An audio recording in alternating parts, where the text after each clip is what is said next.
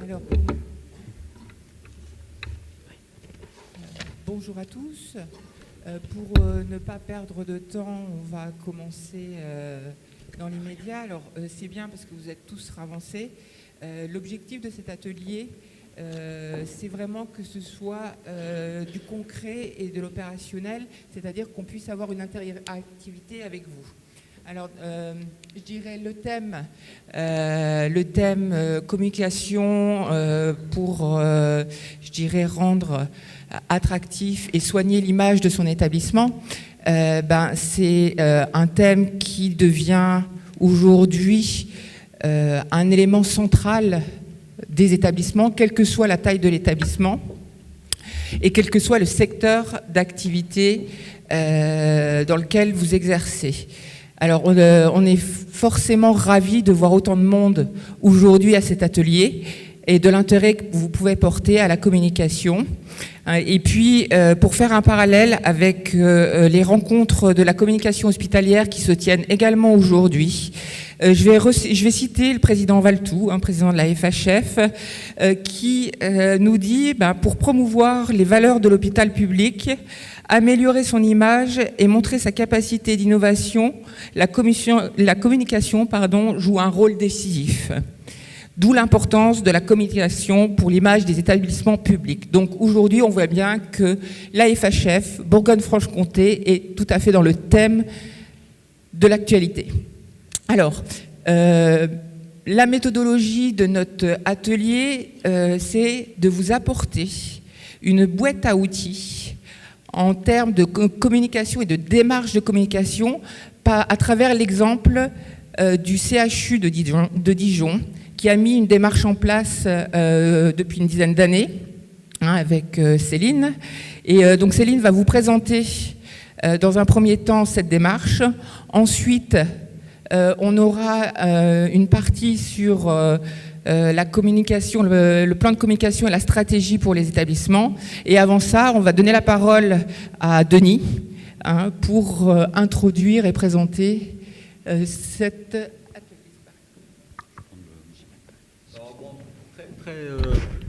Très rapidement. En fait, c'est le directeur de la communication de la FHF qui devait faire cette communication. Mais enfin, il était pris justement aujourd'hui par les journées de communication de la FHF. On va passer très rapidement sur ces éléments-là parce que je pense que ce qui est beaucoup plus important, c'est le concret d'un établissement comme le CHU de Besançon et puis de Dijon et puis le débat qui s'en suivra. Simplement pour dire que on est dans un monde où la FHF se rend compte que la communication est particulièrement importante. On passe en slide rapidement. Slide suivante. On passe. Alors on passe encore. Donc les quatre objectifs stratégiques, valoriser les actions des établissements auprès de l'opinion, accroître la notoriété de la FHF, développer sa stratégie d'influence par rapport au pouvoir public, mais par rapport à l'ensemble des partenaires, et puis nouer des partenariats. Alors on est diapo suivante sur une année qui est marquée quand même par de fortes contraintes, puisque vous avez pu le voir à la télévision et partout. L'annonce de la réforme du santé, mais aussi une image du secteur qui est sous tension. C'est ce qu'on a pu appeler l'hôpital bashing et l'EHPAD bashing. Encore cette semaine, il y a une émission sur je ne sais pas quelle chaîne sur les EHPAD, qui d'ailleurs n'améliore pas l'attractivité des métiers dans les établissements. Et donc on se rend compte qu'en interne, on a dû passer à la vitesse supérieure en se faisant accompagner et puis en ayant une montée en puissance importante de la stratégie avec la presse. RP, ça veut dire relation presse dans le langage des communicants, et puis des réseaux sociaux. Diapo suivante. Simplement quelques chiffres clés 2018, les relations presse, 2000 retombées presse, ça fait 250 millions de lecteurs avec 75% des retombées en presse nationale. D'ailleurs, c'est quelque chose qu'on doit travailler parce qu'on n'est certainement pas assez performant, nous, sur la presse quotidienne régionale. Une augmentation importante du nombre d'abonnés sur nos réseaux sociaux, Twitter, Facebook, LinkedIn, et puis on crée un compte Instagram. Et puis l'éditorial, que vous connaissez, puisque vous le recevez, le magazine de la FHF, la revue hospitalière de France, la newsletter de la FHF, et bien entendu l'éditorial web avec le site web de la FHF qui, je le précise, va être renouvelé complètement en 2019-2020. Diapo suivante. Les dispositifs de communication, c'est aussi les affaires publiques, un accompagnement des dirigeants. C'est l'événementiel, évidemment, qui est l'événementiel des salons de la FHF, Hôpital Expo, que vous connaissez, des universités d'été qui deviennent un événement de plus en plus important, et puis des colloques, et puis également des forums ou des congrès régionaux comme celui-ci. Diapo suivante, des actions spécifiques avec des actions ciblées. J'en ai parlé tout de suite, le lien ville-hôpital, territoire et accès aux soins. En juillet, attractivité médicale. Diapo suivante, autres actions, les 22 propositions FHF pour la transformation du système de santé, juste avant les annonces ministérielles. Une publication après l'université d'été sur les valeurs du service public. Et puis, en ce moment, c'est des choses qu'on vous transmet par mail, la lettre du PLFSS qui vous permet de suivre les débats parlementaires. Alors, quelle est, diapo suivante, la vision stratégique ? Alors, 4 missions. Diapo suivante. J'en ai parlé ce matin, en fait, c'est les mêmes au niveau national et au niveau régional. Représenter l'hôpital, défendre ses adhérents, animer et fédérer le réseau et le terrain, et valoriser l'hôpital et les structures médico-sociales publiques. Diapo suivante. Et donc, en fait, on cherche à la fois à combiner une posture de défense d'intérêt catégoriel, finalement, à une valorisation de l'ensemble du secteur, en s'adressant à l'ensemble des publics et en essayant aussi, qui peut être le grand public, mais aussi nos professionnels hospitaliers, de manière à travailler avec et pour le terrain, en le valorisant et redonner effectivement du sens au travail. Point suivant, les objectifs de communication. D'abord être le moteur de la grande réforme de la santé, faire porter des messages dans la dynamique positive du secteur, donc valoriser l'hôpital et ses personnels, aller vers le grand public Et puis également mieux maîtriser le rythme médiatique qui, vous le savez, est un rythme effréné. Et effectivement, on est souvent amené à agir en réaction, alors qu'on cherche souvent en communication justement à agir dans le temps, plutôt en actions qui sont programmées. Et tout ceci débouche sur un plan de communication triennal que je vous laisserai découvrir, puisque le diaporama sera en fait mis sur le site de la FHF Bourgogne-Franche-Comté. En fait, le dénominateur commun de tout ça, c'est comment répondre en fait aux enjeux du quotidien de vos établissements, occuper le terrain médiatique, et puis imposer notre rythme médiatique pour valoriser au mieux la FHF, ses établissements adhérents, et puis l'ensemble des personnels hospitaliers. Donc voilà ce qui nous attend, un gros travail, mais qui est une stratégie de communication assez classique. Et je pense que Céline, dans le cadre d'un établissement hospitalier, va aller beaucoup plus loin dans le détail pour nous présenter ce qu'est finalement une stratégie de communication organisée. Merci Denis pour cette présentation du plan de la communication de la FHF nationale. Donc Céline va vous présenter la démarche mise en place au CHU de Dijon en point de repère et notamment et principalement, je dirais, pour vous montrer que ça peut être très simple, très opérationnel et que ça peut porter ses fruits assez rapidement. Céline. Merci Sandrine. Alors simple, j'aurais pas dit ça quand même, mais effectivement, on a quelques outils qui peuvent être rapidement mis en place sans trop de moyens et c'est ce qu'on va aborder maintenant. L'objectif, et je vais essayer de raccourcir un peu la présentation pour rattraper une partie du retard qu'on a pris, c'est déjà de vous présenter dans un premier temps ce que nous avons fait au CHU, puisqu'on a été l'un des derniers CHU à se doter d'un service communication il y a maintenant 11 ans.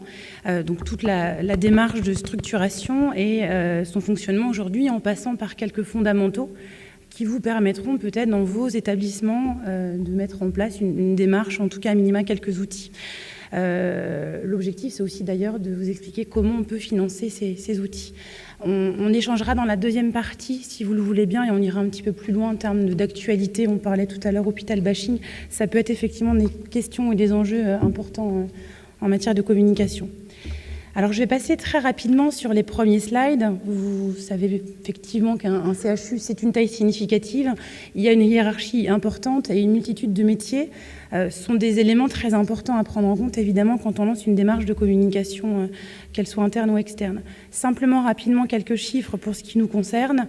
1775 lits et places, 2 sites principaux aujourd'hui et 8 sites secondaires. Un beau plateau technique, des ressources, à peu près 8000 professionnels au service des patients et 615 millions d'euros de budget de fonctionnement. Nos préoccupations, évidemment l'attractivité, qu'elle soit aujourd'hui patient, professionnels également, évidemment. Accueillir les patients, quel que soit leur âge, leurs origines, leur situation financière ou sociale. Trouver notre route, malgré le foisonnement législatif et réglementaire. On est quand même la structure publique qui évolue le plus rapidement, le plus souvent. Équilibrer nos comptes, en tout cas maintenir notre équilibre pour préserver notre autonomie et notre capacité d'investissement. Donc, à partir de ces éléments, l'importance de communiquer. Pourquoi ? Pour restaurer pour certains établissements, en tout cas pour nous, pour instaurer il y a 11 ans une confiance entre professionnels et usagers, communiquer pour développer notre attractivité face à une concurrence accrue. Nous avons notamment sur Dijon un regroupement depuis 1 an et demi des cliniques privées. Donc on développe ce qu'on appelle aujourd'hui le marketing hospitalier de plus en plus. Et communiquer dans ce que j'ai appelé le brouillard médiatique, puisqu'il faut impérativement que les usagers puissent se repérer dans toutes ces informations. Et un établissement qui effectivement ne communique pas de manière proactive se voit de toute façon régulièrement cité, notamment dans la presse et sur Internet. On y reviendra tout à l'heure avec François-Xavier. Alors à Dijon, on dispose depuis 2007, comme je l'ai dit tout à l'heure, d'une direction de la communication. C'était un service communication avant et c'est devenu une direction après. Un premier objectif avec une personne à l'époque, ça a été de recueillir les attentes du personnel et de mener un premier audit à la fois de communication interne, mais aussi d'image, pour comprendre un petit peu où en était l'établissement, afin, dans un second temps, de structurer cette communication interne et externe, aux moyens très classiquement, comme Denis le disait, de plans de communication. Alors au départ, ce sont des plans de communication annuels, parce qu'évidemment, il faut reposer les bases. Et puis ensuite, on passe à des plans de communication, souvent effectivement, comme à la FHF, un plan de com triennal, avec des grands objectifs et les moyens d'y parvenir. On a mis en place aussi très rapidement le soutien aux services demandeurs, c'est-à-dire qu'on est un service au service des services, donc avec un souci du service client. On est là aussi pour aider les services dans leur démarche de communication, qu'elle soit aussi à destination des usagers, mais également des personnels du service, quand la demande vient notamment de l'encadrement. On a donc une petite équipe aujourd'hui, en 2018, à disposition, qui s'est structurée au fur et à mesure des années, avec à peu près l'équivalent de 5 personnes en comprenant communication stratégique, opérationnelle et l'aspect technique. Nos missions, c'est évidemment accompagner les orientations stratégiques du projet d'établissement et tous les grands projets. La communication se situe dans la théorie et dans la pratique, évidemment le plus souvent au début d'une gestion de projet, quel que soit le projet dont il est question. On a aussi un rôle de partage à l'ensemble des professionnels des actualités, l'objectif étant vraiment de créer une dynamique de communication. Alors on essaie d'être réactif et que ce soit accessible à tous, donc on évoquera tout à l'heure les différents outils. On a une dynamique qui est quotidienne et qui permet de centraliser l'information en un seul et même endroit, notamment intranet. Et puis on a une communication qui est aussi dédiée à destination des managers, puisque nos managers sont aussi les relais terrain. Dans un CHU, mais aussi dans un plus petit établissement, le responsable communication ne peut pas être sur le terrain en permanence, gérer ici et là, affichage, support, être en réunion, et puis s'occuper aussi du site internet, des réseaux sociaux, etc. Donc il faut qu'on compte au maximum sur nos relais terrain que sont les managers. On se positionne également comme prestataire de services, comme je le disais à l'instant. On répond évidemment aux besoins d'information des publics externes, professionnels de santé, presse, prescripteurs, etc. Évidemment, on a un rôle de promotion et de valorisation du CHU et du savoir-faire auprès des différents publics. Ça passe notamment, on y reviendra aussi tout à l'heure, par la promotion du savoir-faire de nos équipes, la valorisation des professionnels de l'établissement. Donc indirectement, la communication, elle participe aussi au processus d'amélioration continue. On développe enfin et on coordonne les actions culturelles. Et puis au-delà de la communication, on a évidemment, selon les établissements, plusieurs fonctions qui s'y rattachent. Et je pense notamment à la signalétique, au mécénat, j'en parlerai aussi pour le volet financement, à l'attractivité, et j'ai notamment insisté là sur le volet relais H et food truck. Ce sont des exemples que nous on a mis en place, mais on va aller plus loin dans l'attractivité en termes de services patients dans les années à venir. Alors, une spécificité dans notre CHU, c'est qu'on n'a pas de ligne budgétaire. Ça a été un élément de départ qui était annoncé. Voilà, on crée un service, mais il n'y a pas de financement pour aller plus loin. Donc très vite, il a fallu être créatif et essayer de trouver des solutions sans que cela ne devienne intrusif pour nos professionnels. Notamment comme ça peut être le cas avec des régies publicitaires. On a eu cet échange notamment hier soir. On a des établissements qui aujourd'hui sont confrontés à des régies un peu agressives et on comprend les freins que certains directeurs d'établissements peuvent avoir de fait à essayer de trouver d'autres sources de financement. Donc on a mis en place de notre côté des partenariats avec les mutuelles notamment sous forme de subventions annuelles qui permettent de manière très cadrée de pouvoir financer à la fois nos différents événements ou supports en lien avec les dites mutuelles, mais aussi d'avoir une liste très précise d'actions à destination de nos professionnels.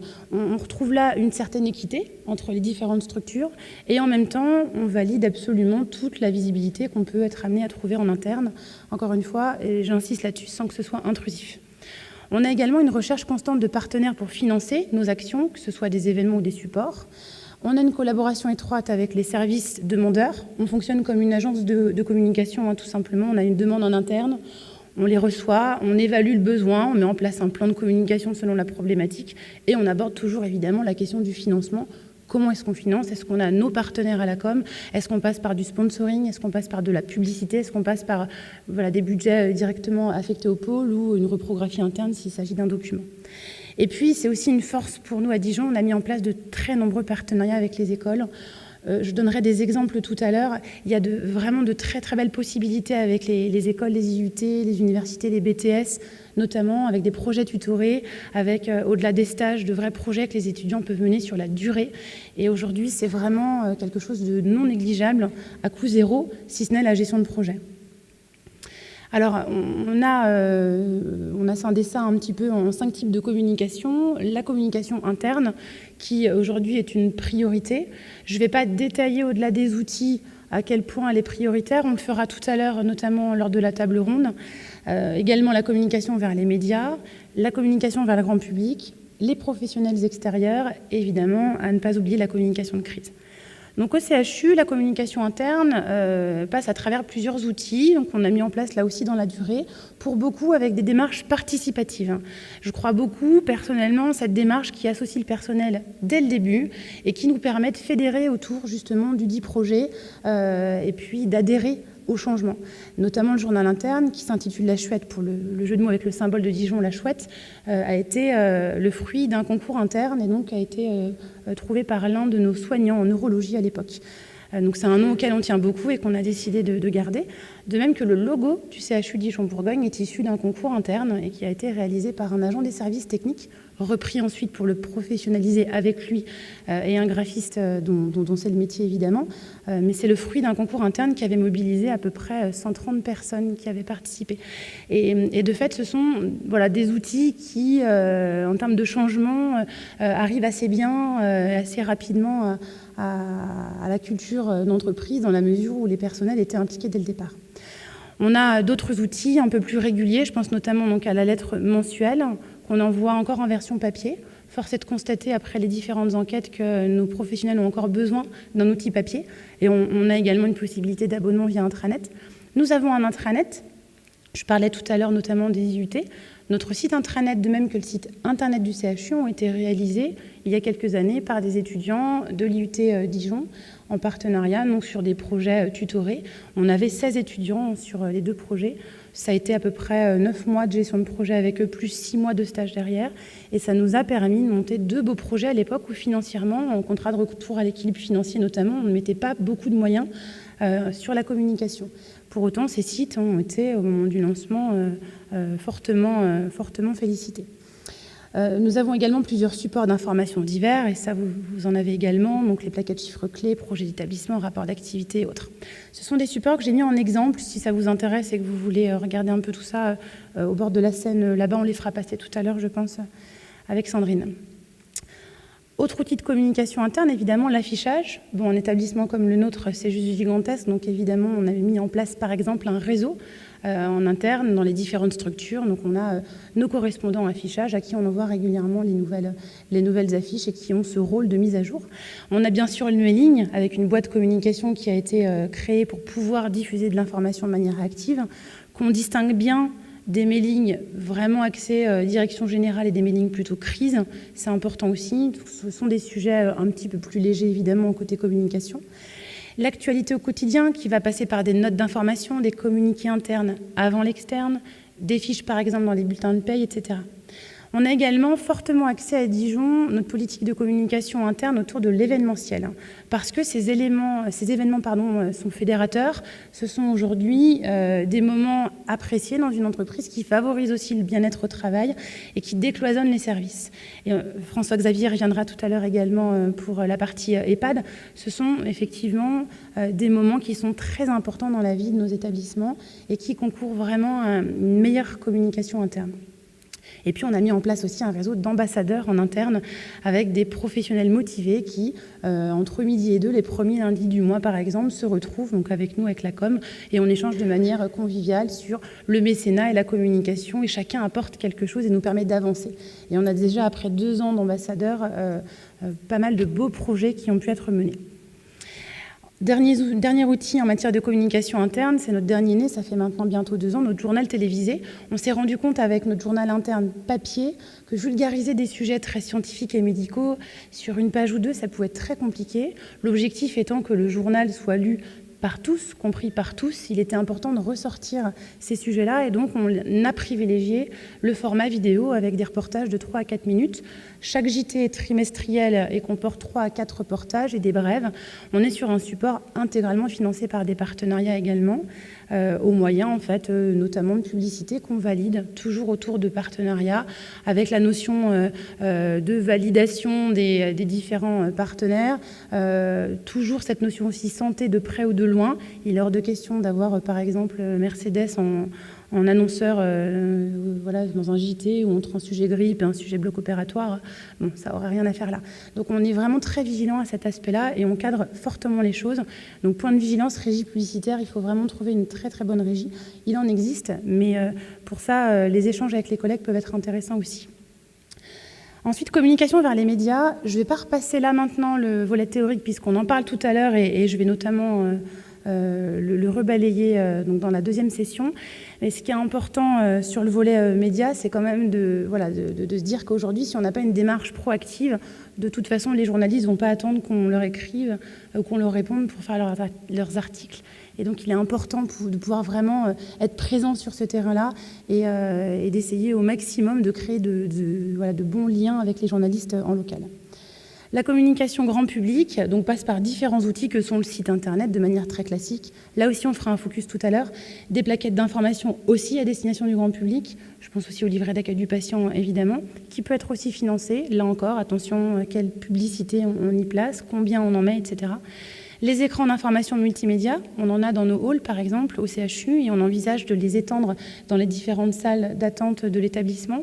On y met notamment nos reportages du JT en sous-titrage, donc sans le son. C'est pas intrusif dans les halls, mais ça permet aussi pour les gens qui attendent ou au relayage, par exemple, d'être un petit peu plus calme, d'éviter de regarder la montre, d'être un petit peu moins agressif quand on arrive au guichet unique ou au bureau des entrées et qu'on a attendu un quart d'heure. Bon, voilà, on se rend compte aussi que ça a un effet, tout ça, évidemment. On a mis en place il y a quelques années le rappel SMS patient, des terminaux multimédia dans certaines chambres également qui permettent aux patients avec des bras télescopiques d'accéder à toute l'information. Les réseaux sociaux, on s'y est lancé aussi il y a quelques années maintenant, Facebook, Twitter et depuis le JT YouTube puisqu'on y met nos vidéos. On fera également un focus tout à l'heure dessus. La signalétique, qui est rattachée en partie à la communication et en partie au service technique selon le degré de stratégie à y mettre en place. Nous, on intervient notamment sur le volet parcours patient plutôt. L'événementiel, puisqu'il est important d'ouvrir aussi l'hôpital vers la ville. Donc, on invite le grand public à des événements. Ça peut être des expositions, des vernissages, donc, mais aussi des portes ouvertes. On l'a fait, nous, pour notre nouvel hôpital, un week-end porte ouverte, ce qui ne s'était jamais fait. On a reçu 4500 personnes sur le week-end, ce qui était quand même relativement énorme, intégralement organisé, par exemple, en interne, avec une centaine de bénévoles professionnels du CHU. Donc, on essaie toujours d'être dans cette démarche de recherche de moyens pour pouvoir valoriser nos professionnels et financer ces outils. Des expositions, j'ai mis l'exemple Un métier, un visage, parce qu'il est assez fort. C'est vraiment un objectif de valorisation de métiers de l'ombre. On avait commencé par les ASH et d'une petite exposition qui tournait entre les différentes structures. On en est arrivé à une demande de reportage France 5 avec la valorisation de ce métier. Donc on peut vraiment arriver au moyen de différents outils à aller beaucoup plus loin dans notre communication. La stratégie page jaune, là aussi j'y reviendrai tout à l'heure, on est vraiment sur une démarche marketing pour ce qui nous concerne. Et puis on tend évidemment, comme dans d'autres établissements, à essayer de développer tout ce qui va être géolocalisation et robotique dans les années à venir, notamment pour mieux se repérer dans notre hôpital. La communication vers les professionnels extérieurs, donc là ça passe par un petit peu moins d'outils mais qui n'en sont pas moins importants. Donc le site internet avec un espace pro fermé, pour notamment la médecine libérale.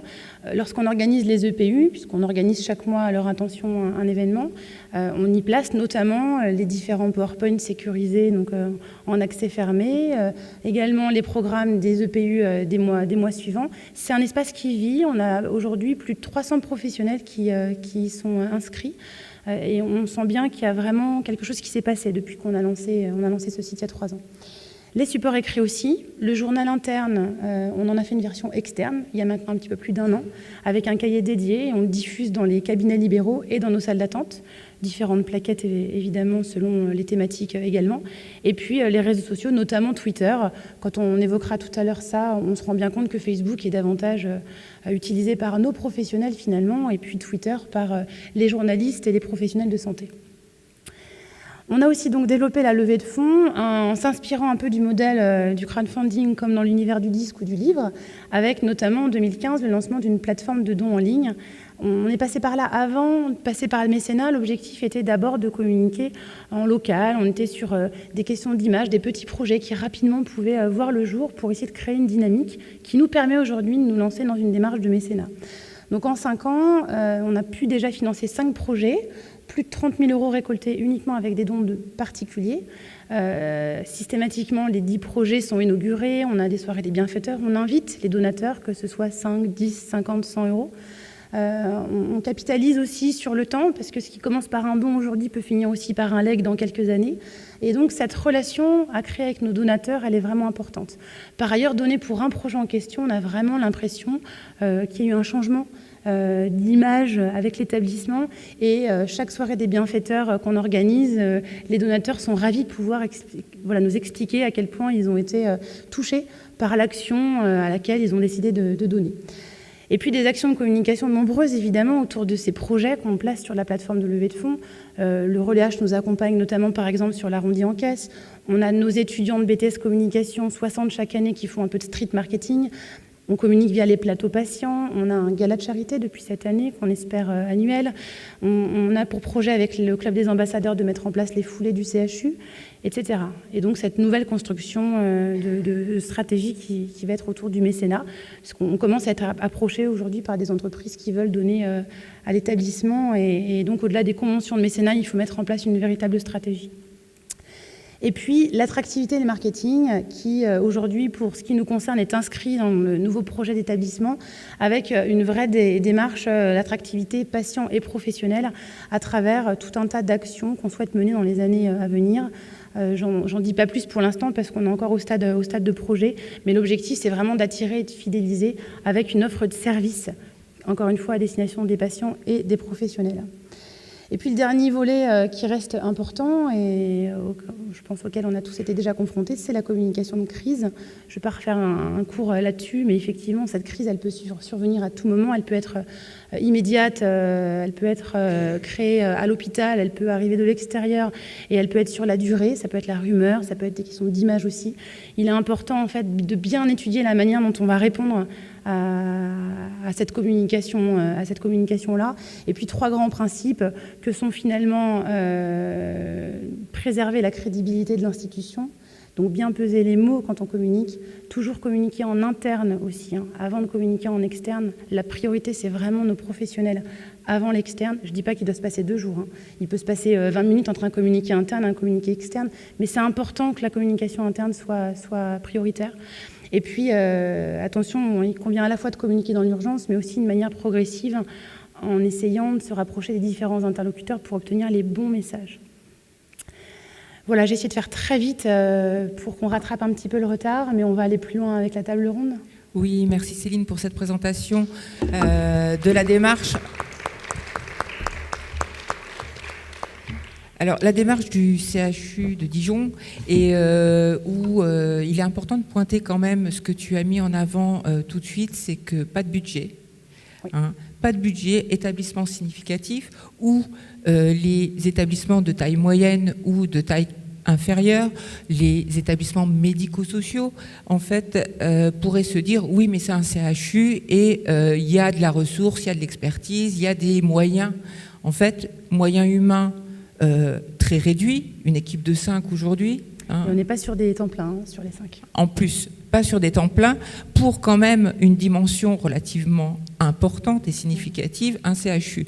Donc, l'objectif de l'atelier, de la table ronde qui va suivre, en fait, après la pause, c'est vraiment de vous donner les outils, d'échanger avec vous. On va être dans de l'interactivité. C'est vraiment important pour nous de remplir notre objectif et que vous repartiez en fait de cet atelier, de cette table ronde, en vous disant « Ah oui, mais moi dans mon établissement, j'ai un petit établissement, je suis dans un établissement de grande taille, de moyenne taille, et ben l'outil, ce que j'ai vu aujourd'hui, ben ouais, je peux le mettre en application.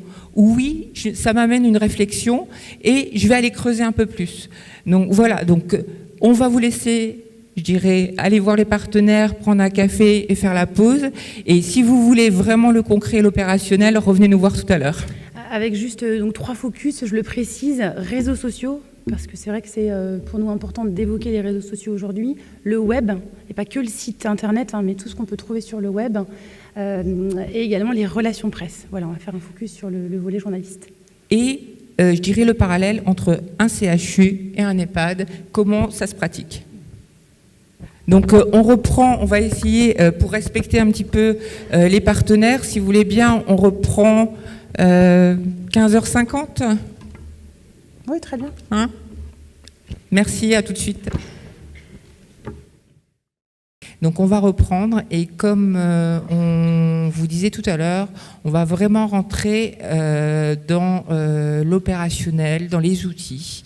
Et vraiment, on souhaite que vous puissiez, que ça puisse être vraiment interactif. Vous allez voir dans la présentation, dans la démarche, à chaque thème abordé, à chaque focus, il y a une question à se poser. Et cette question à se poser, c'est vraiment pour que vous puissiez, vous, professionnels que vous êtes, vous mettre en situation et de vous poser les questions qui pourraient, je dirais, vous amener à développer, à mettre en place de la communication ou à vous aider dans votre plan de communication si vous en avez un ou dans vos actions en communication.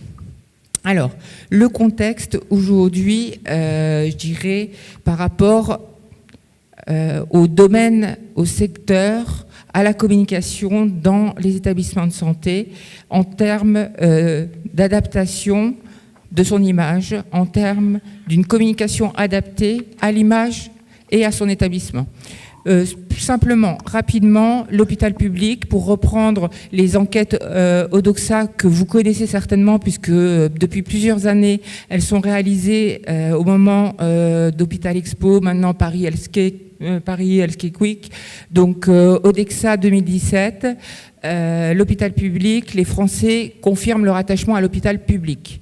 80% en ont une bonne image. Les EHPAD, la particularité, 44% des Français en ont une bonne image, 60% des Français en ont une bonne image des professionnels de santé qui y travaillent. Donc il y a quand même une reconnaissance. Cependant, on a une marge de progression importante au moyen d'une stratégie de communication adaptée. Alors, la question à se poser, première question, ma communication est-elle assez proactive ou à minima réactive suite à un reportage sur mon établissement, un avis négatif sur le web ou, je dirais, un reportage sur les autres établissements ou dans le milieu dans lequel vous exercez qui peut avoir un impact sur votre quotidien. Alors, est-ce que vous pensez, vous voulez... C'est peut-être un petit peu la question effectivement introductive. C'est la bonne question à se poser avant qu'on aille un petit peu plus loin. Est-ce qu'on a peut-être dans la salle des établissements qui n'ont pas encore engagé de démarche de communication, qu'elles soient internes ou externes, construites ? Vous pouvez lever la main, vous pouvez vous lever, vous pouvez venir ici. Il n'y a pas de problème. On est vraiment là, je dirais, dans de l'interactivité. Okay. Est-ce que, levez la main, est-ce que dans vos établissements, il y en a qui n'ont aucun plan de communication, aucun outil de communication ? Alors, outil peut-être pas, effectivement, parce qu'on en a tous, je pense, mais oui. Voilà. Plan de communication, ceux qui en ont ? Alors ceux qui n'en ont pas, parce que vous avez été plusieurs à lever la main, ce qui serait intéressant, c'est de savoir si effectivement vous avez à minima une réponse en matière de communication, si effectivement vous avez une demande presse par exemple, vous constatez sur Internet que votre image a été bafouée à travers un commentaire ou suite à un reportage, comme c'est le cas malheureusement aujourd'hui assez régulièrement. Est-ce que vous mettez en place quand même une action réactive ? Alors, est-ce que quelqu'un veut s'exprimer ? Oui, je vais vous passer le micro, comme ça va nous permettre... L'idée, c'est vraiment le partage d'expérience aussi. Hein. Entendre.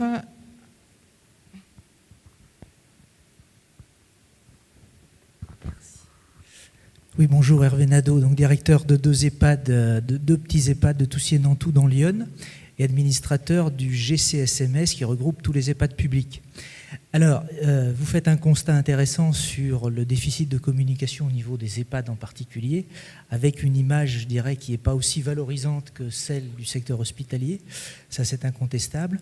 Il est évident que pour les petits établissements comme les nôtres, développer un plan de communication, ça n'est pas toujours facile parce qu'on a non seulement pas les ressources financières, mais des ressources en termes de compétences qui sont très limitées aussi, pour ne pas dire inexistantes. Et c'est vrai qu'à travers ce regroupement, nous venons de mettre en place, non pas encore tout à fait un plan de communication, mais un groupe de travail sur la communication qui commence à prendre forme et qui va nous permettre probablement dans un avenir très proche de communiquer de manière beaucoup plus efficace à l'extérieur. Alors à l'intérieur, au niveau de nos établissements, tout reste à faire sans doute, mais déjà nous avons développé une communication lors du salon des seniors organisé à Auxerre dernièrement, par l'intermédiaire de flyers, par l'intermédiaire d'interventions et de la tenue d'un stand. Mais donc ce que je veux dire, c'est qu'en nous regroupant, on va pouvoir développer des actions beaucoup plus pertinentes et beaucoup plus consistantes qui vont probablement bénéficier à l'ensemble de nos établissements. Voilà, c'est exactement ce qu'on va voir après, comment on construit sur cette première base. Et Céline va prendre la suite certainement aussi en parlant de la communication interne, la base de la communication interne. Il y avait d'autres personnes qui voulaient intervenir. Pardon. Un retour d'expérience. Oui. Donc je suis Marie-Pierre Abachi, je suis la directrice de 3 petits EHPAD dans l'Yonne. En fin de compte, c'est un retour d'expérience. J'étais jeune directrice sur les établissements et j'ai eu un commentaire page jaune qui datait qui a été validé postérieurement, mais qui datait de l'année précédente et qui était assez diffamatoire vis-à-vis de la directrice, sachant qu'au moment des faits, c'était un directeur masculin par intérim. Et il s'est avéré qu'en définitive, ce n'était pas la bonne ville, l'EHPAD de la bonne ville. Donc je suis allée, c'était sur le site des pages jaunes, donc je suis allée faire, il y a un contact quand il y a quelque chose qui ne va pas, donc je leur ai écrit. Et la réponse qui m'a été donnée, c'est le message rentre dans notre charte de... Enfin bon, bref. Donc ce qui veut dire que le message est resté là pendant un certain temps, malgré mes demandes successives. Et commercialement parlant, ils m'avaient appelé, je ne sais pas, 6 mois après. Et là, je leur ai dit qu'il n'y avait pas de notion de commercial tant que le message n'était pas retiré, puisqu'il était diffamatoire et qu'il n'était pas juste. Et donc, comme bien entendu, d'un seul coup, le message a été effacé. Voilà. Donc ça, c'est quand même notre quotidien, c'est qu'on est petit. Le web, c'est dangereux, parce qu'il y a tout qui se promène sur le web et qu'on n'a pas forcément, nous, la force, en tous les cas juridique possible pour se défendre contre ça. Voilà. Alors on va en parler aussi du web, des annuaires, des commentaires qu'on peut être amené à trouver comme celui-ci. Bon, vous êtes un petit établissement, vous aviez un commentaire. Bon, c'est pas effectivement, ça nécessite pas quelqu'un derrière à 100% en train de répondre. Mais là, effectivement, il y avait 2 leviers possibles. Le premier, c'était la réponse. On a la main quand même pour répondre. Et aujourd'hui, beaucoup de structures, qu'elles soient publiques ou privées, font le choix de répondre à ces commentaires, qu'ils soient positifs ou négatifs, pour apporter un élément de réponse. Et là, effectivement, le correspondant page jaune, si vous n'en avez pas déjà un, c'est un sujet aussi qu'on abordera au slide suivant, c'est la voie d'entrée pour la suppression de ces commentaires inappropriés. L'essentiel, en tout cas, c'est de se poser la question, comme tu l'as fait, Marie-Pierre, et par exemple d'aller voir ce qui est dit de ton établissement sur le web.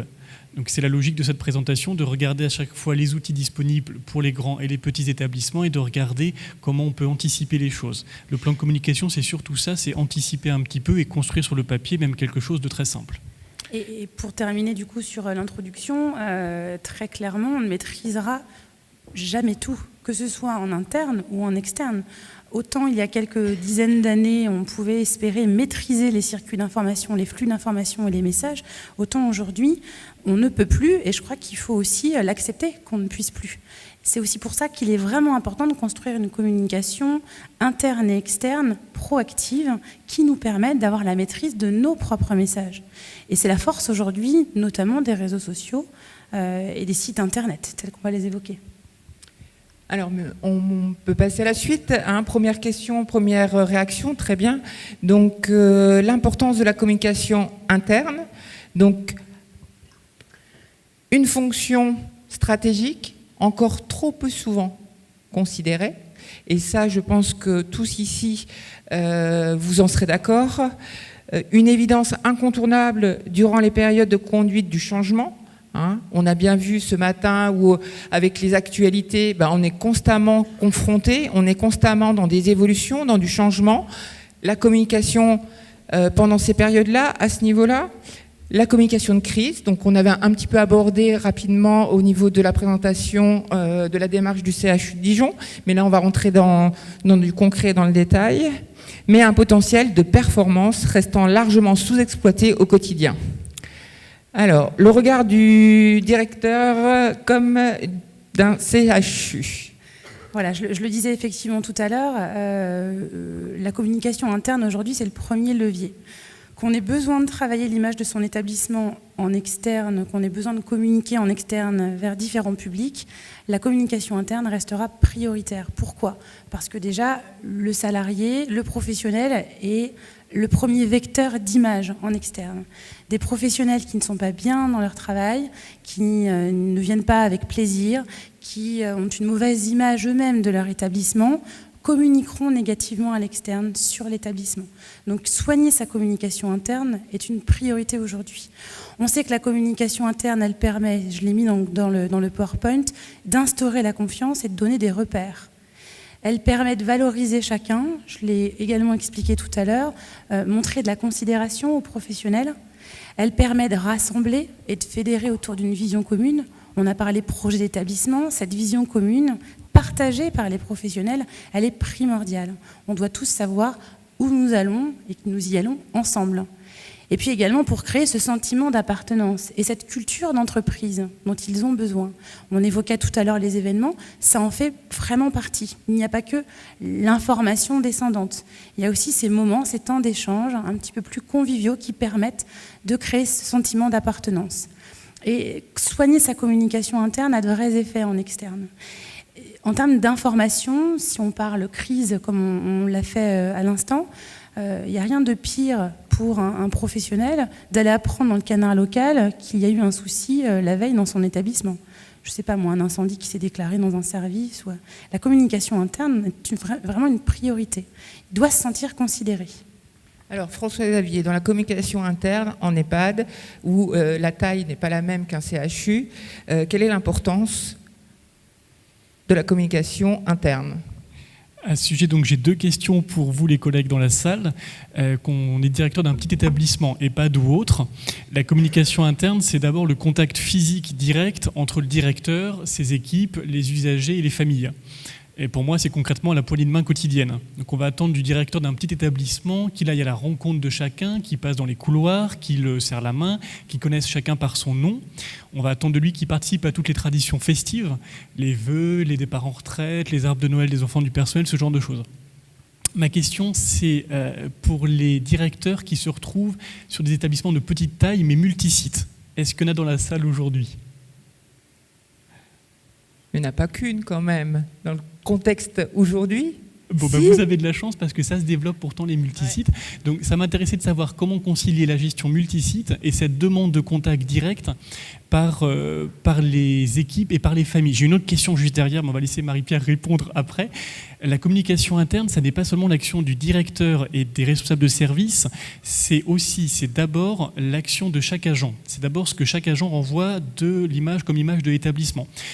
Ça, on le sait tous. La première chose qu'on voit et qu'on entend quand on entre dans un établissement, c'est le travail des agents dans les couloirs. Voilà, ce sont les bruits de couloir. C'est la première chose qu'on voit. La première personne qu'on va interpeller quand on a une question en tant que visiteur, c'est l'agent qui passe l'autolaveuse dans les couloirs. Donc, les agents sont les premiers interpellés, les premiers communicants, avant même les directeurs. Et je voudrais savoir, deuxième question, s'il y a des collègues dans la salle qui ont pris le sujet à bras-le-corps, qui ont formé tous leurs agents à cette fonction accueil, voire pourquoi pas qui dans leur projet d'établissement ont dit chaque agent doit être un petit peu agent d'accueil. Juste en fait, plus loin qu'agent d'accueil, finalement, c'était aussi, voilà, on est sollicité parce que voilà, on est le premier professionnel que le patient peut voir dans un couloir ou dans un hall, nous demandant une information que nous n'avons pas, et la manière dont répondent parfois nos professionnels est assez étonnante. C'est pas moi, c'est l'autre. Il n'y a rien de pire pour un patient. Voilà, c'était en ce sens-là, je pense aussi. Donc, Marie-Pierre Abachi, directrice de 3 petits établissements dans Lyon. Je dois avouer qu'on jongle, parce que 10 km de distance entre chaque, que ça prend beaucoup d'énergie, malgré le dynamisme, que on répond aux sollicitations tout le temps, à tout moment. Alors après, on n'est pas forcément là quand les choses se passent, mais de toute façon, on est quand même au courant de ce qui se passe, parce que ça, c'est quand même important. Et puis après, on règle les problèmes quand on est sur les établissements. Alors moi, j'ai une attachée administrative qui est avec moi, donc on se partage les tâches, c'est-à-dire que quand je suis souvent je fais 2 établissements par jour, elle fait le 3e, comme ça il y a toujours une présence d'un encadrant dans les EHPAD. Après oui, il faut être partout, il faut être au loto, il faut être au vœu, il faut être aux commémorations quand on est invité par les élus. Quand vous avez 3 établissements publics autonomes, c'est 3 budgets, c'est 9 réunions déjà à la base. Donc oui, il y a des moments c'est dur, il y a des moments où on est très fatigué et on est très content de partir en vacances. Mais après au niveau communication en interne, c'est vrai que je suis très proche des salariés, parce que je les connais tous. Alors moi, je les appelle par leur prénom, parce que c'est quand même plus facile, surtout quand il y a des doubles noms. Je connais les noms de tous les résidents. Alors des fois, je m'en mêle un peu les pinceaux en fonction des établissements où je suis. Mais voilà, après, c'est vrai que la communication est partout, en définitive, à tout moment et avec tous. Voilà. Et d'où l'importance, effectivement, d'une communication de terrain, comme on le disait tout à l'heure.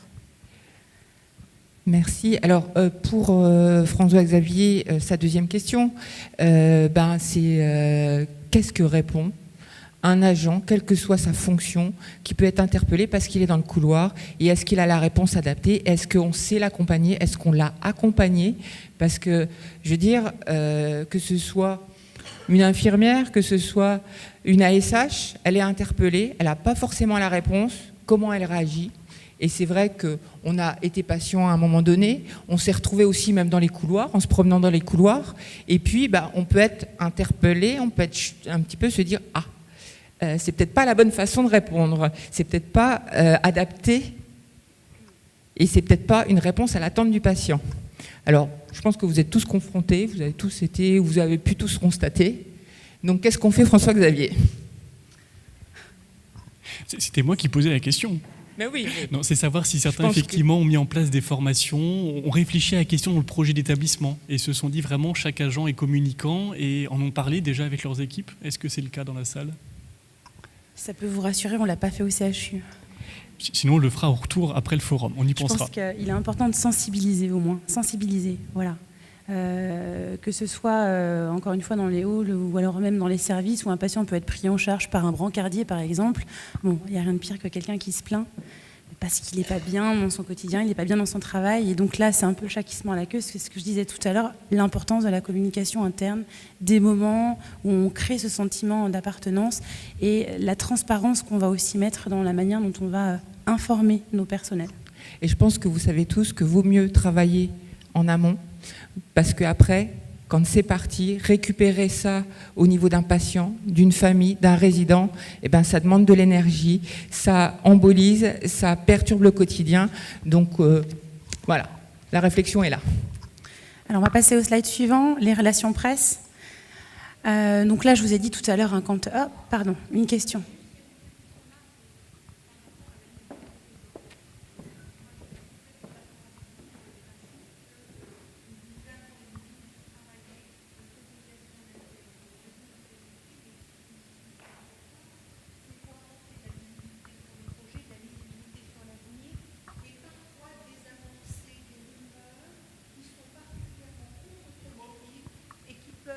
Excusez-moi, on va reprendre synthétiquement les quelques réflexions que vous avez posées parce que personne n'a entendu et c'est enregistré et du coup on ne va pas avoir votre... Je pensais que ma voix portait assez fort.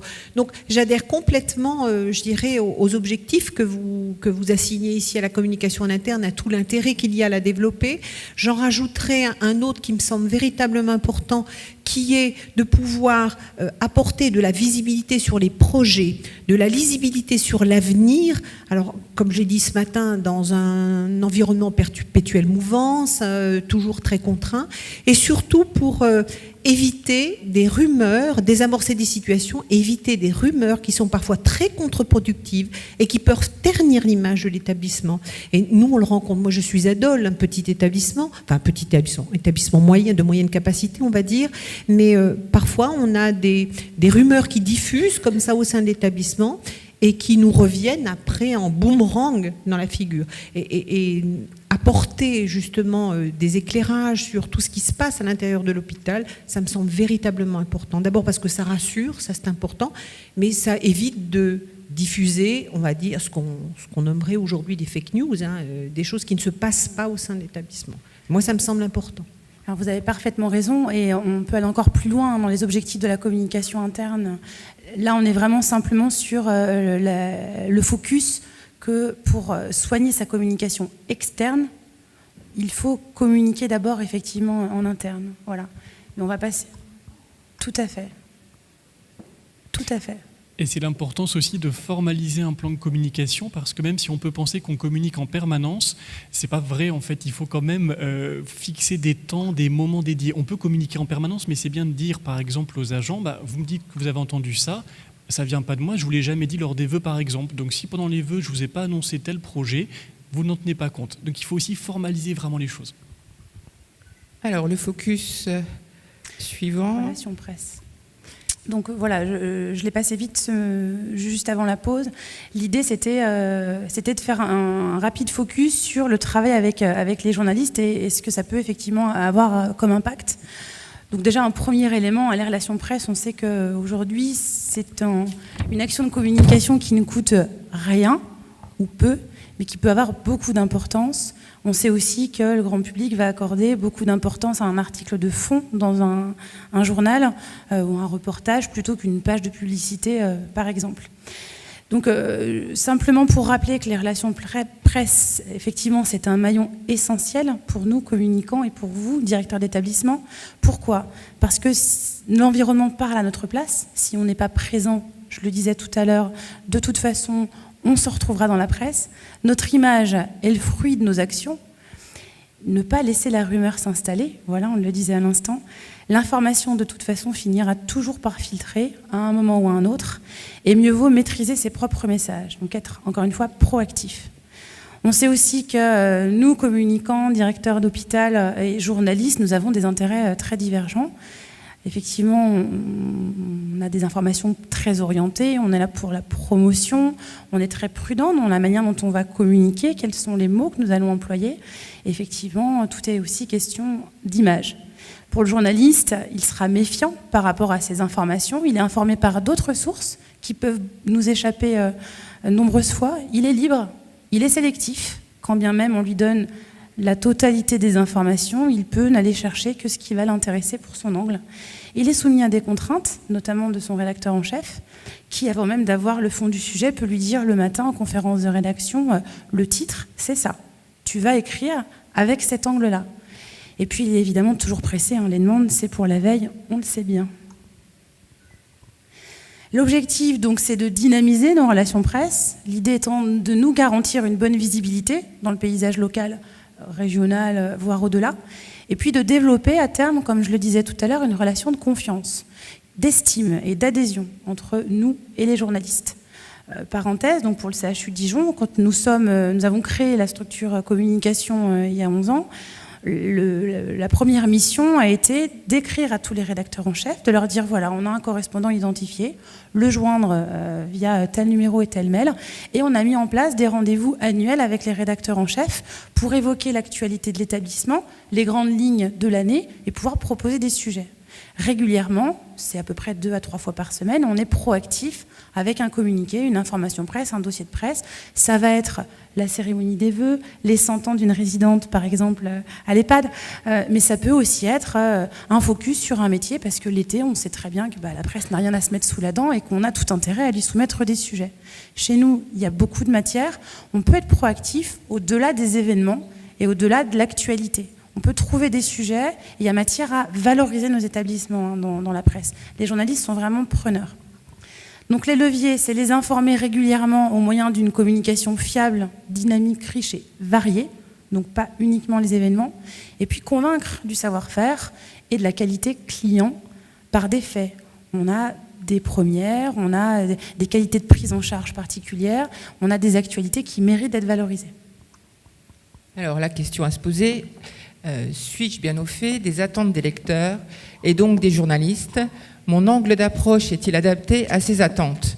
Alors, la question, c'est, vous êtes manager, vous êtes dirigeant d'établissement, est-ce que vous savez qui est votre correspondant local? Est-ce que vous êtes allé le voir? Est-ce que vous avez pris contact avec?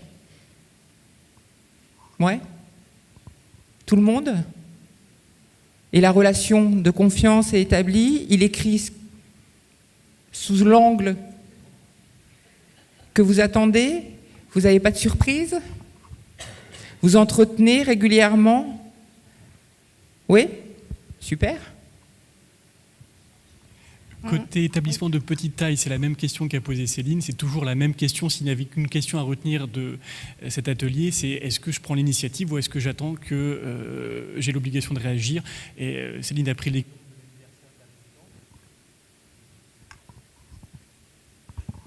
C'est une très bonne chose d'avoir des articles sur les centenaires, mais c'est bien aussi de proposer des sujets de fond sans attendre l'événement, donc de créer nous-mêmes l'événement lorsqu'on est un petit établissement. Réaction.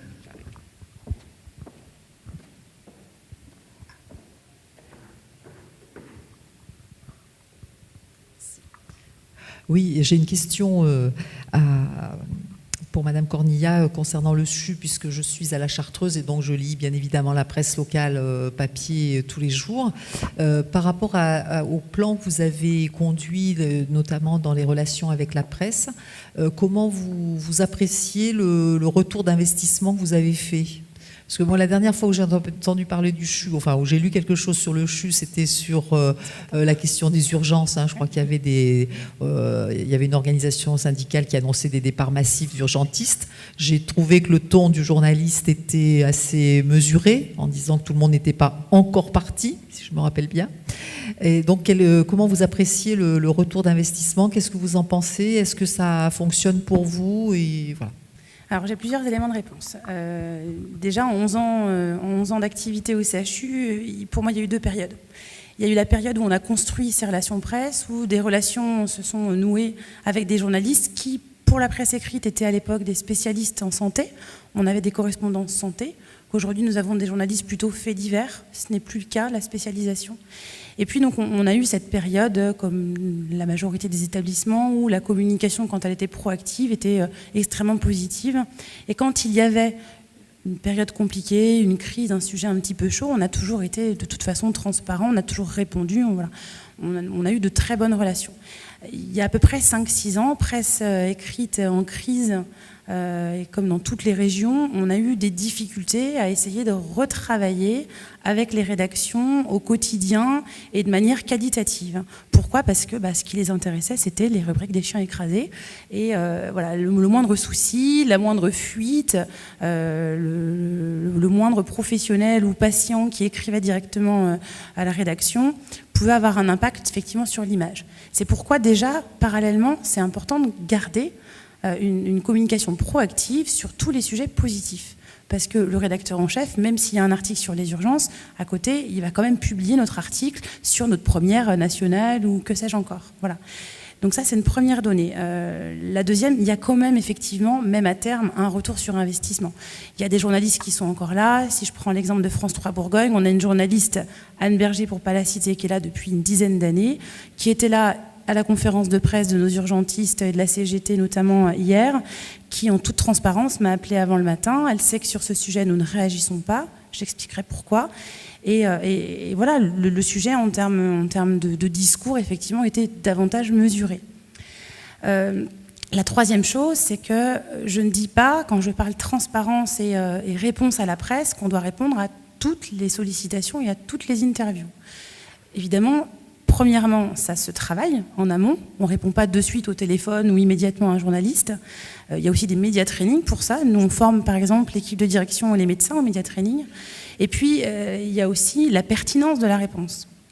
Donc le problème des urgences, puisqu'on est dans la presse depuis plusieurs jours, voire semaines maintenant, c'est qu'il y a une communication qui est directement prise en main par la CGT, par nos urgentistes.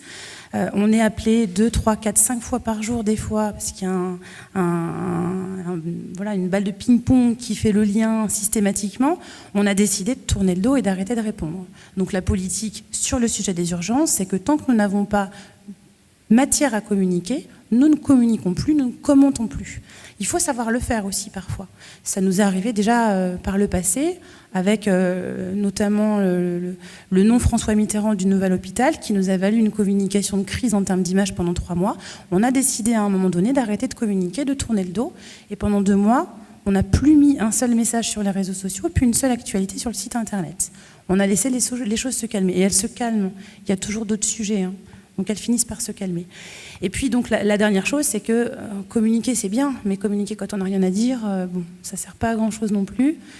Donc tant que nous n'avons pas d'éléments concrets, vérifiés, factuels, qui nous permettent une communication proactive, ça ne sert à rien de communiquer. Je ne sais pas si ça a répondu à votre question, mais bon, vous l'avez compris, donc il y a effectivement un effet, mais il y a toujours des temps de crise qui nécessitent évidemment de tourner le dos aussi. On poursuit parce qu'on est un petit peu limité dans le temps. Donc. Alors, le web, un autre support. Un autre support de communication.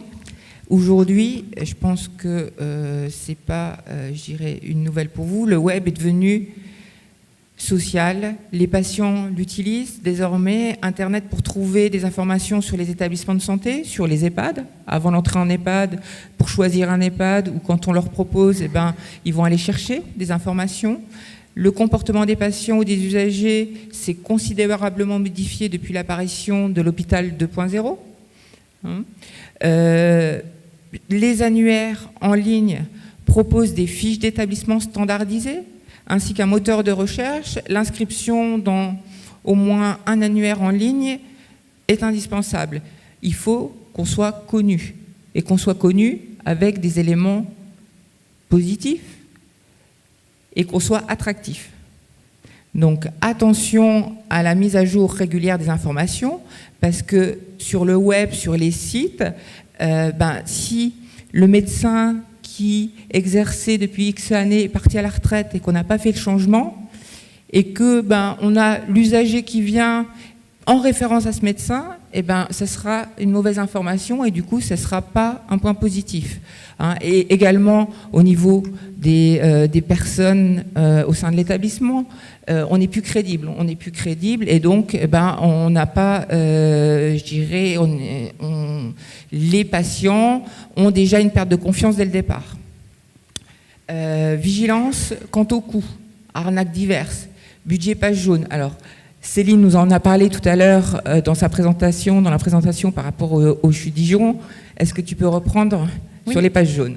Alors les pages jaunes, je pense que c'est une question que beaucoup se posent. On se les posait aussi, puisque ça coûte cher. Quelle est la pertinence ? Effectivement, on a une analyse très fine à en faire. Alors avant juste page jaune, attention effectivement aux arnaques diverses. Il y a beaucoup d'annuaires aujourd'hui, dont les sièges sociaux sont même à l'étranger, qui envoient des éléments à valider. Une fois que vous avez signé, vous payez pour 3 ans. Donc attention, ça se développe de plus en plus. Nous, on en reçoit régulièrement. La mise à jour des informations sur les annuaires est importante, mais c'est difficile aussi de multiplier des informations. Il en existe pléthore. Nous, on a Page Jaune, Polity, FHF, Hôpital.fr, etc. On ne peut pas les mettre tous à jour. En général, on se focalise sur un institutionnel et un grand public, et c'est bien suffisant.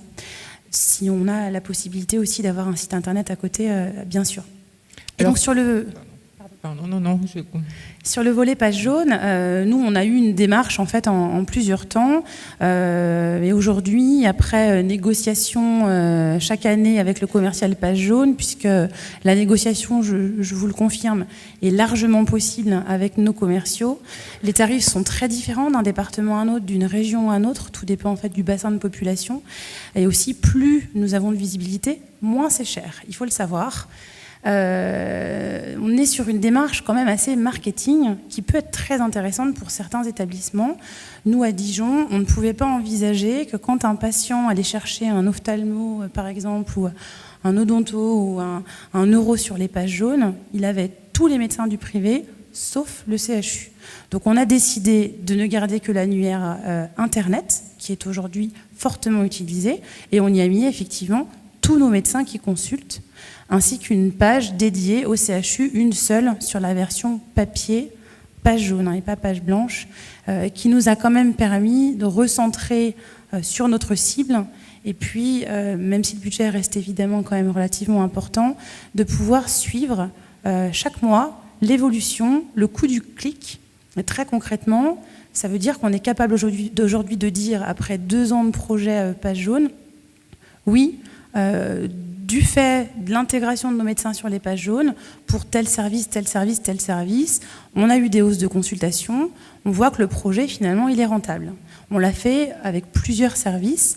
On est capable aussi, même si en toute objectivité, sans ressources, on ne peut pas le faire aujourd'hui, mais on est capable de voir qu'on a des baisses ou des augmentations du coût au clic sur des services.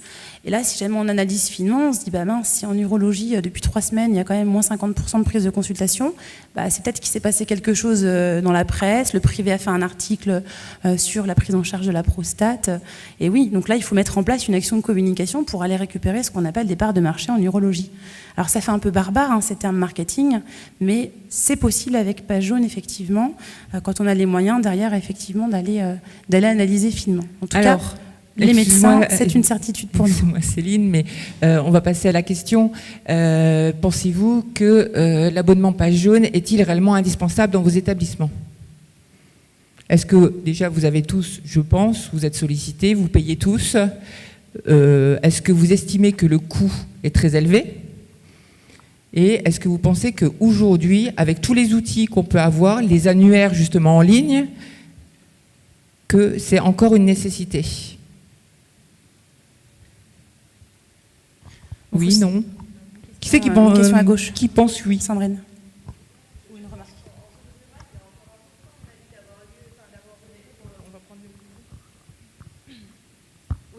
Oui. Pardon. Je pense qu'en zone rurale, il est encore important de garder un bottin, en tout cas papier, pour les personnes, notamment les personnes âgées qui n'ont pas forcément envie ou accès à Internet. Donc je pense que c'est important. Au même titre, je me permets de rajouter quelque chose parce que tout à l'heure vous avez évoqué les leviers et je pense qu'il y a un des leviers dont on ne fait pas forcément appel assez régulièrement et qui prend de l'ampleur et qui en tout cas dans les années à venir va prendre beaucoup d'ampleur, ce sont les représentants des usagers qui ne sont pas mentionnés, vous savez, dans tout ce qui est communication, etc. Et je pense, du fait qu'ils soient proches des patients, qu'il est important aussi de faire passer certains éléments au niveau de la communication par les représentants des usagers et qui sont, à mon sens en tout cas à l'heure actuelle, pas assez... C'est un levier, effectivement. Ouais. Voilà.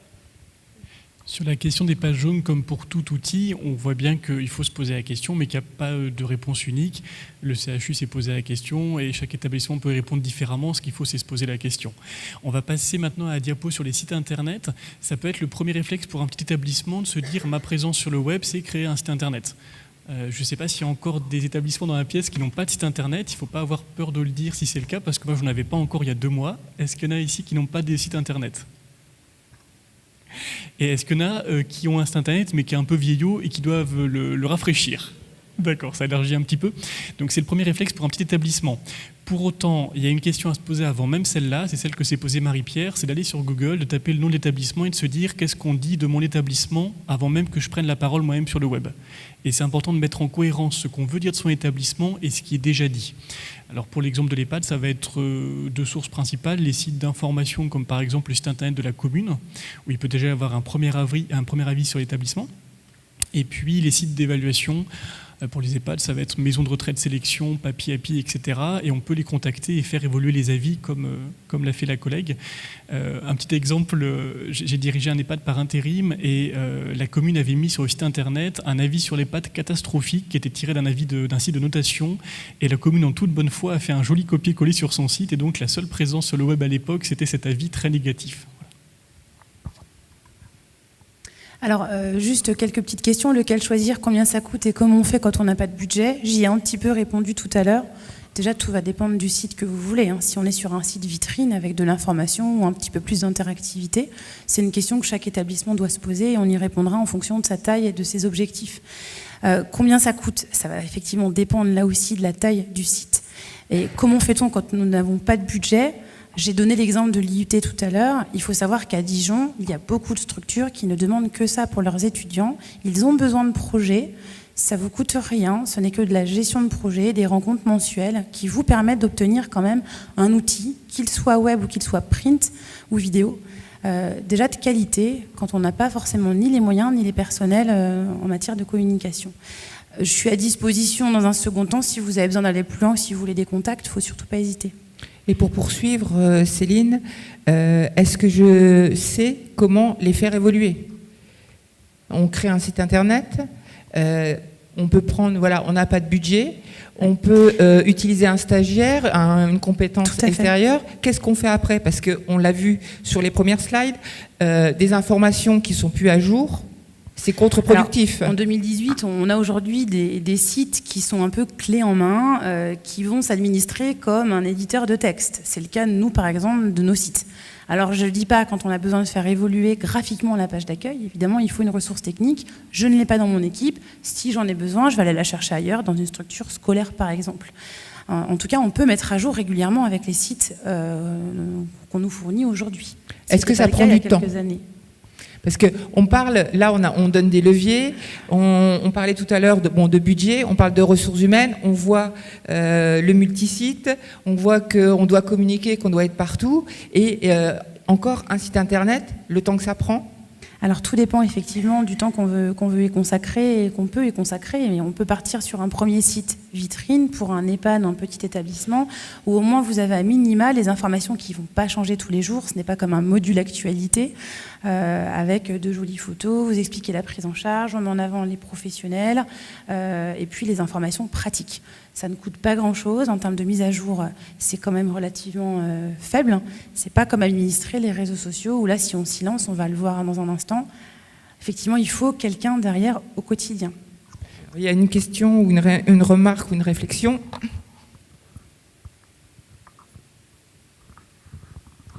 Donc effectivement, Cécilia Zafari, je suis directrice de la maison départementale de Lyon à Auxerre, donc un établissement médico-social, mais quand même assez important, de 500 lits. On est en réflexion, enfin on a déjà un groupe de travail là, qui réfléchit à la réactualisation, à la refonte de notre site internet.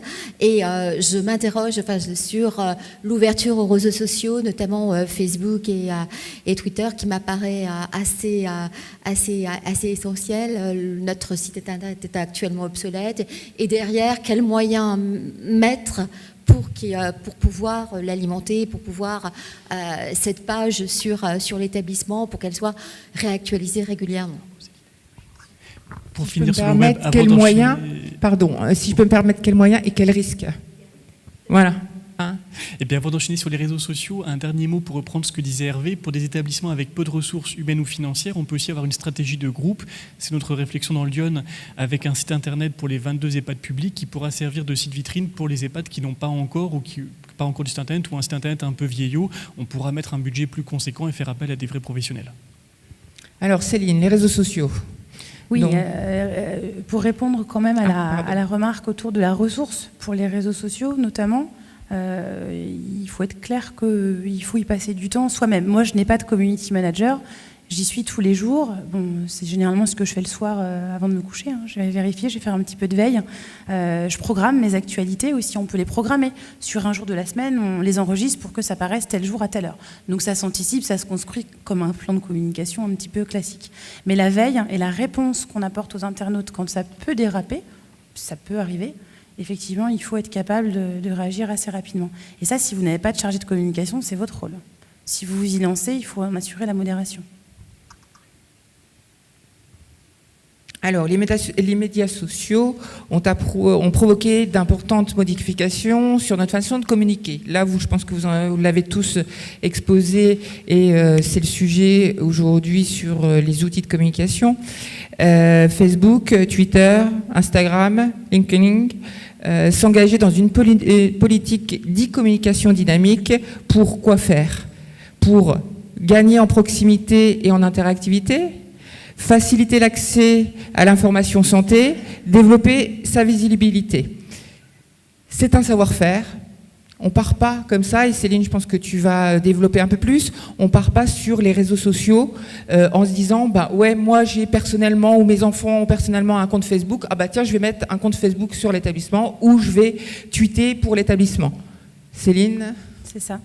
Au CHU, on a longtemps pensé en fait, l'intégration des réseaux sociaux dans notre politique de communication, plusieurs années, 2 ou 3 ans, avant que finalement on ait l'accord de notre directeur général pour pouvoir s'y lancer. Ça a été pensé en amont parce qu'effectivement, il faut être sûr de pouvoir, comme je le disais, assurer une gestion presque quotidienne du compte, et puis une veille, évidemment. Il faut écrire une politique éditoriale aussi, qui est clairement affichée, qu'on supprime tous les commentaires diffamatoires, injurieux. Voilà, il faut que ce soit clairement affiché. Il faut donc, encore une fois, assurer derrière la modération quand ça arrive. Nous, en tout cas, ça nous est déjà arrivé. C'est peu souvent, heureusement, mais on a dû déjà réagir. Et puis, il faut aussi communiquer en interne et en externe, puisqu'ouvrir une page Facebook, un compte Twitter, bon, c'est bien, ça suffit pas. Y ajouter des actualités, c'est mieux. Ça ne suffit toujours pas, il faut des followers, il faut des likers, comme on dit pour Facebook.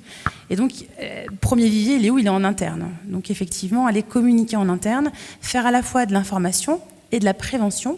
Pourquoi on a décidé de se lancer sur les réseaux sociaux, créer cette interactivité, ce rapprochement avec le grand public ou les professionnels de santé externes?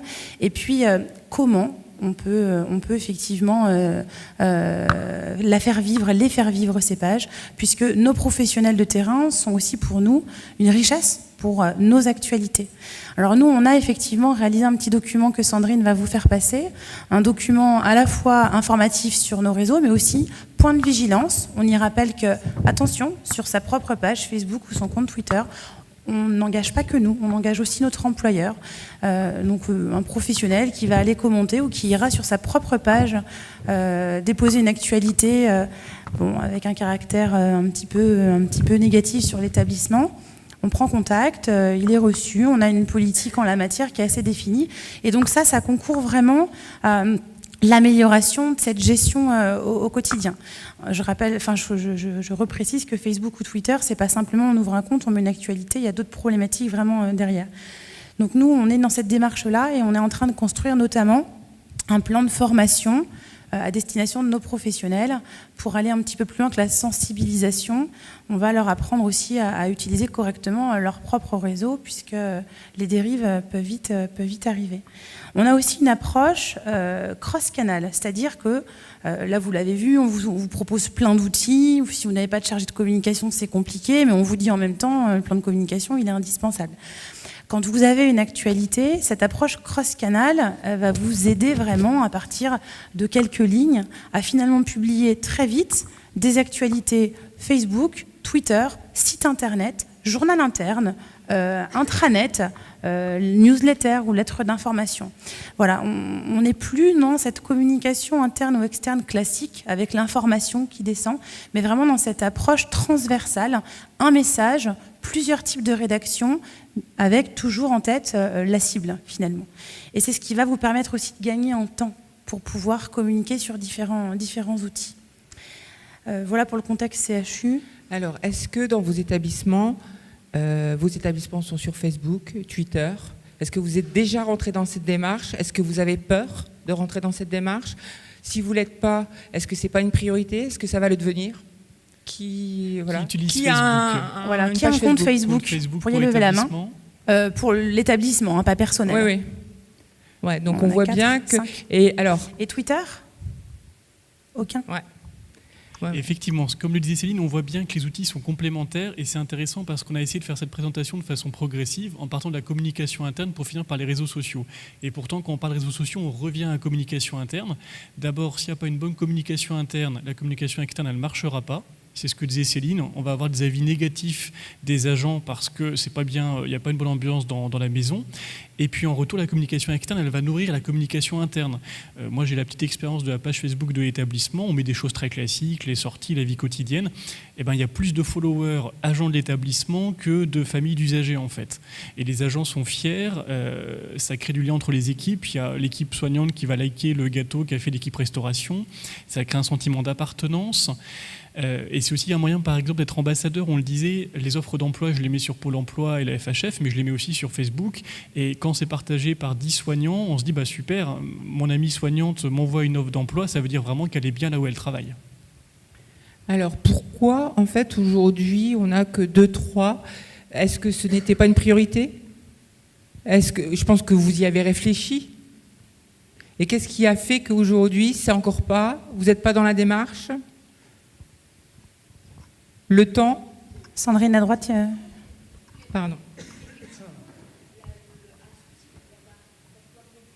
Le temps et la maîtrise et le risque. Temps, maîtrise, risque. Donc j'espère qu'aujourd'hui... C'est vrai que la communication, comme on appelle virale, elle va très vite.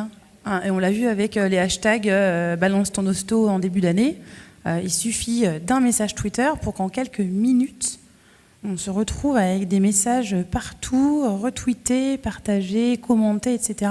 Et c'est très compliqué, effectivement, d'arrêter un tel feu. Oui. Oui, je voulais juste réagir. Je suis Estelle Kossek, directrice des affaires générales, juridiques et de la communication de l'hôpital Nord-Franche-Comté, du côté de Belfort-Montbéliard. Donc nous avons ouvert notre page Facebook en mars. Donc ça va faire 6 mois, on a 1500 amis voilà, sur la page Facebook avec beaucoup de personnel. On voit que ça marche très bien et que le sentiment d'appartenance vraiment fonctionne. Nous, on a intégré un nouvel établissement, un nouvel hôpital, donc on avait à cœur de le montrer. Il y avait vraiment cet enjeu aussi de montrer nos nouveaux locaux, notre nouvel hôpital sur un facteur d'attractivité. Il y avait aussi ce qui a déclenché, je pense, voilà, la décision de notre chef d'établissement, c'était d'avoir un canal direct avec la population. Et on en avait marre des articles de presse, puisqu'on en a parlé, diffamatoires, et parfois voilà, avec un angle très défavorable à l'hôpital, et de pouvoir comme ça valoriser ce que l'on fait, montrer aussi nos partenariats avec les associations, avoir vraiment un canal direct avec la population. Maîtriser vos messages. Et voilà, et donc d'avoir une vraie maîtrise. On aurait pu croire que ça aurait été peut-être un déversoir de choses négatives. On a cette crainte de se dire, oh là là, et si un week-end, qu'est-ce qui se passe ? Il y a plein de messages négatifs, etc. Mais c'est très peu le cas. Enfin, c'est plutôt l'inverse. Des messages très valorisants, j'ai bien été pris en charge, c'était super, etc. Enfin, voilà, globalement, c'est vraiment un super lancement au niveau de la page Facebook. La seule chose, c'est que nous aussi, on a ouvert les réseaux sociaux parce qu'on avait les compétences en interne. On a eu la chance, on va dire, d'un départ, et on a recruté une community manager qui permet donc d'avoir une veille et puis de connaître tous les outils pour assurer la veille. Et aussi, on a recentré notre communication sur de la vidéo, sur de la photo, parce que ouvrir une page de réseau social, ça nécessite quand même d'adapter tout son plan de communication. Si on était sur du print, si on était sur un journal interne, très classique, nous, on pouvait pas tout faire, donc on a un petit peu abandonné le print et on s'est recentré sur de la vidéo et de la photo. C'est les nouveaux moyens de communication, et le digital va prendre de plus en plus de place dans nos établissements. Et on le voit aussi beaucoup avec les nouveaux embauchés. Nous, à chaque journée d'accueil du personnel, donc c'est vrai qu'on a des générations effectivement qui sont plus jeunes et qui aujourd'hui sont sur les réseaux sociaux beaucoup plus que nous. Et c'est une vraie réponse que de leur apporter cet outil-là, effectivement. Et vous le disiez très justement, on a plus de personnel sur Facebook que de grand public, patients, aidants, etc. Contrairement à Twitter.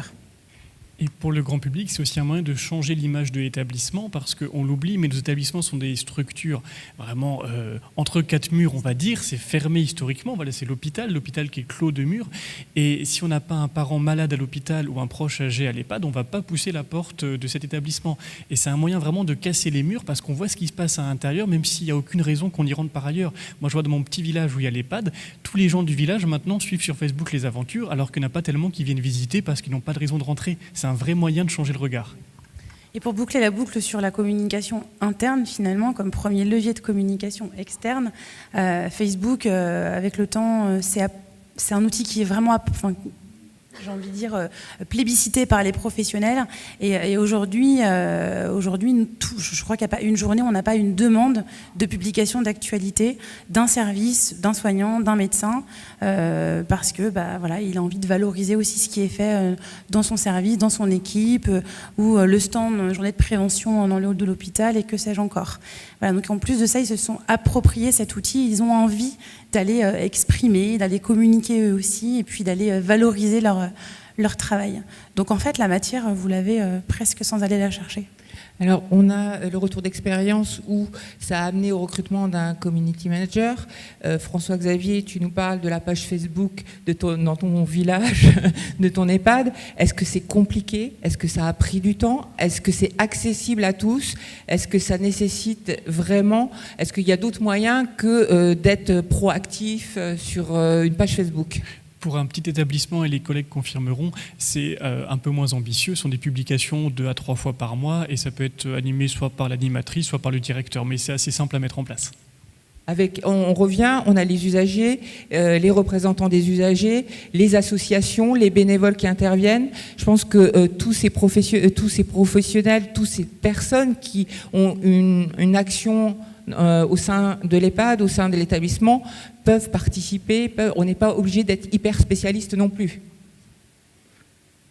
Après, il y a un simple langage au départ à maîtriser sur la manière dont on va rédiger et quel est le nombre de signes typiquement, ou le système de hashtag pour Twitter qui est quand même important si on veut avoir un relais. Mais c'est très simple effectivement au départ.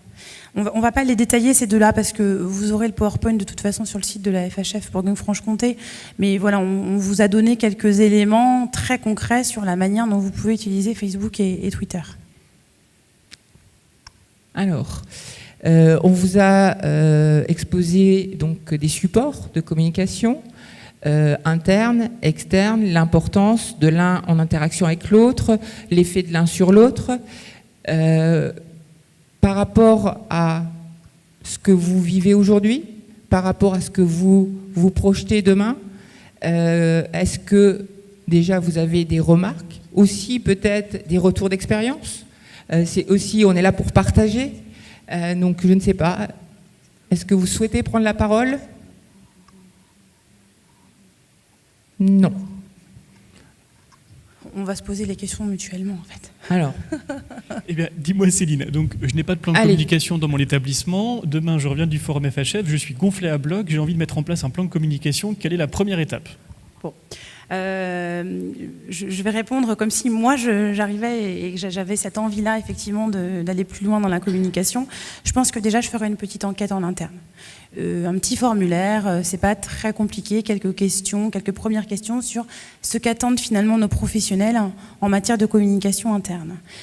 Ensuite, je mettrai en place un premier plan simple, pas forcément très ambitieux. L'objectif au départ, c'est 2 premiers outils, même pas très coûteux, une petite feuille de chou, un A4 recto verso qui est fait avec la reprographie interne, au moyen de la compétence du secrétariat, par exemple, de la direction ou des ressources humaines. On est sur des fonctions quand même très liées. Ça peut être relativement simple à mettre en place.